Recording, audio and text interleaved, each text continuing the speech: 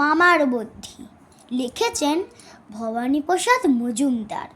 মেজো মামা কাজে যাচ্ছিল কাল, ফুটপাত দিয়ে হেঁটে সাইকেলে চড়ে আসছিল জোরে একজন মোটা বেটে। হঠাৎ সে মোটা হুড়মুড় করে পড়ল মামার গায়ে। ধাক্কা লেগেই পড়ে গেল মামা, লাগলো আঘাত পায়ে।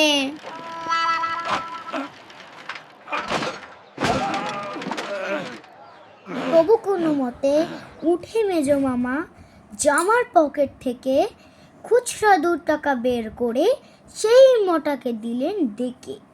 মোটা তো অবাক, বললে মামাকে, এ কি করলেন কাকা? আপনাকে আমি ধাক্কা দিলাম, আমাকে দিলেন টাকা।